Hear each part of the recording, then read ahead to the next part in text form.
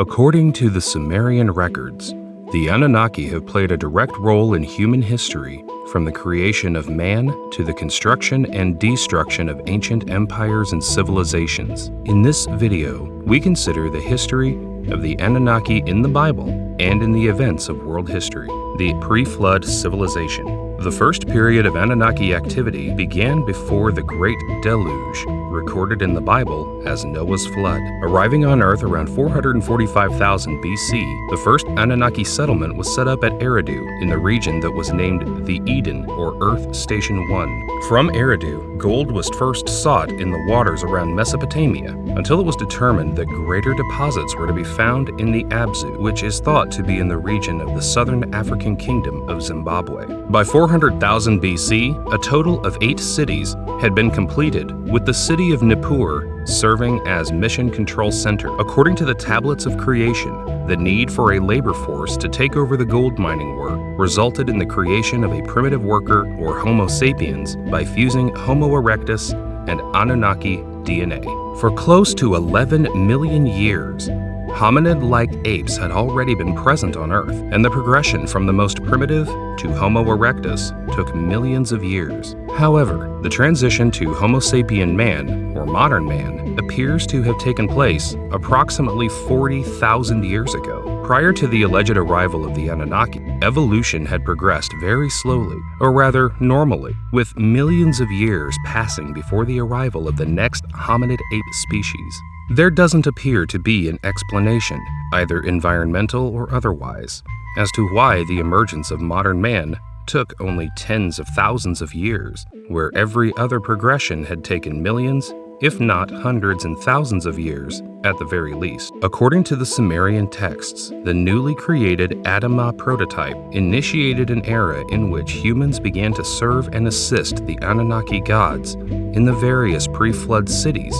until the Great Deluge about 12,000 BC, when most of the pre-flood cities and human settlements were destroyed. The Deluge marked the end of the period known to the Anunnaki as the Olden Times, which is recorded in the Bible's Book of Genesis, the post-flood Anunnaki civilization of Sumeria. After the flood, and around 10,500 BC, the Anunnaki established a new spaceport control center in the Sinai Peninsula on Mount Moriah, the future site of Jerusalem. In addition, the Mesopotamian and Nile Valley regions were divided between Anunnaki princes, Enki and Enlil. A new landing site, connected to the main control center in the Sinai Peninsula, was built in Egypt, with the Anunnaki building pyramid-peaked structures in order to guide their spacecraft to the new landing site, due to an absence of natural topography in the area of the new facility. However, succession wars between the Anunnaki gods of Egypt would lead to the First and Second Pyramid Wars, which eventually led to kingship under Horus in Egypt, and the formation of the first human Egyptian dynasty under Menes following the unification of Upper and Lower Egypt after the Pyramid Wars. It is also around this time that Anunnaki's supreme god, Anu, informed the Anunnaki that the Earth was to be inherited by the humans and not the Anunnaki. And for this reason, kingship was to be established and granted to selected Earthlings in the following regions in order to teach humans the knowledge, science, and arts of civilization. Mesopotamia, in the land between the Tigris and Euphrates, under Enlil. The Nile Valley, under Enki. The Indus Valley, under the Enlilite goddess Inanna, the neutral Sinai Peninsula spaceport for maintaining contact with Nibiru, and an additional region in Mesoamerica was also established under Nin-Gish-Zida, or Thoth, and it was to become known as the realm of the plumed serpent Quetzalcoatl. These events are also recorded in the Bible as the basis for the covenant between Yahweh and Abraham. The Sumerian record seems to suggest that Abraham was actually recruited by Anunnaki god Enlil in order to raise an army to prevent the takeover of the Sinai spaceport by Marduk. Abraham's battle with the Elamites, as recorded in the Bible's Book of Genesis, was actually in support of Enlil. And after success in defending the spaceport, Abraham was promised a child and many descendants as a reward by Enlil. Later on, a decision was made to destroy the spaceport with nuclear weapons to prevent its takeover by the opposing faction led by Marduk, an event which is also recorded in the Bible as the destruction of Sodom and Gomorrah. Divine kingship on earth begins. The Mesopotamian city of Kish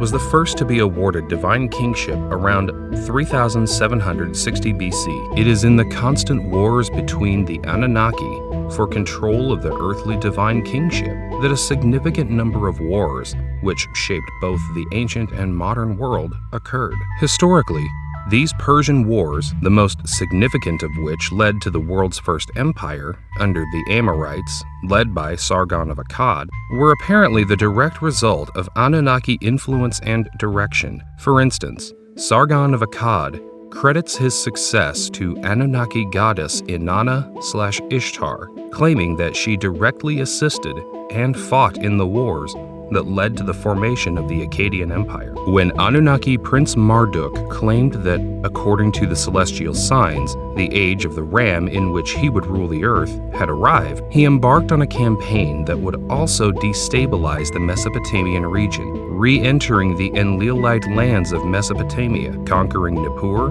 defiling Enlil's temple, and establishing his new temple at Babylon. Marduk's plans to control the neutral spaceport facility in the Sinai Peninsula led to the Enlilites destroying the site with nuclear weapons, as described in the destruction of Sodom and Gomorrah. As a result of the nuclear weapons unleashed around 2024 BC, the entire Sumerian civilization was destroyed by a nuclear wind, and only Marduk's new city at Babylon was spared. From Marduk's Babylon, new dynasties were established under the Amorite king Hammurabi, who credited Marduk for bestowing kingship upon him. The Amorites would find themselves contending with the Assyrians and the Hittites for power in the region, with each group claiming inspiration and guidance from a particular Anunnaki clan. As the Assyrian Empire formed and collapsed with the conquest of Babylon by Nebuchadnezzar II, events culminated in the rise of Cyrus the Great and his conquest of Babylon on behalf of Marduk, as he overthrew King Nabonidus for abandoning the worship of Marduk in favor of the Enlilite moon god, Sin. Once again, this activity is recorded in the Bible's Old Testament, as Cyrus is depicted as Yahweh's servant by the Old Testament prophets, since the conquest of Babylon enabled the Jews to return from exile in order to build the second Jewish temple. The Persian Empire, established by Cyrus the Great, would reign supreme until it was conquered by Alexander the Great, whose claim to be a demigod may have been rooted in an attempt to portray his conquests as a continuation of the wars and agenda of the olden gods of the Anunnaki world. Greece's conquest of Persia and Egypt under Alexander effectively brought the land of the olden gods under Greek control. Following the death of Alexander the Great, his kingdom was divided, paving the way for the rise of the Roman Republic and the course of ancient history as we commonly understand it. Conclusion: the role of the Anunnaki alien gods in the Bible and world history is explicitly acknowledged by ancient kings like Sargon of Akkad, Hammurabi, Nabonidus, and Cyrus the Great, who all left seals and monuments that explicitly credit the olden Anunnaki gods with playing an active, literal, and direct role in their ascension to power. The Old Testament also contains references to acts of God that can be fully understood in the context of the ongoing Anunnaki wars for supremacy and control of the earth, starting with the First Pyramid War. It would seem that the Bible and the origins of Yahweh in the Old Testament can be more completely understood by factoring in the alternative historical account of Anunnaki activity.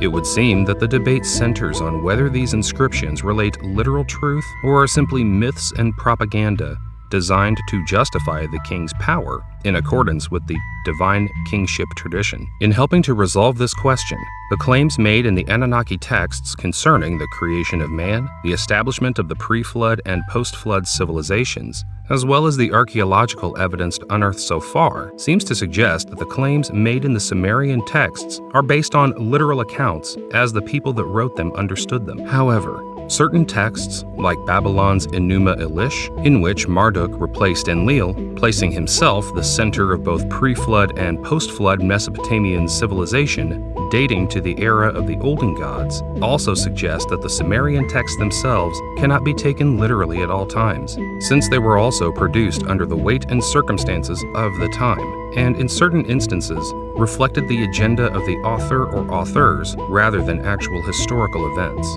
Nevertheless, it may also be a mistake to dismiss all of the contents of the Sumerian texts, referring to the role of the Anunnaki in world affairs as pure mythology. And as more evidence comes to light, we may be able to arrive at a more balanced understanding of the actual role played by the Anunnaki in our history, which, at the very least, seems more prominent than is presently acknowledged. If you enjoy this video and want to see more like it, please consider subscribing to us and hitting the like button. Feel free to write a comment below and suggest which theory you want to see next. If you'd like to further support this channel, please consider joining. Our membership link will be found in the description box below. We appreciate your support, and as always, thanks for watching.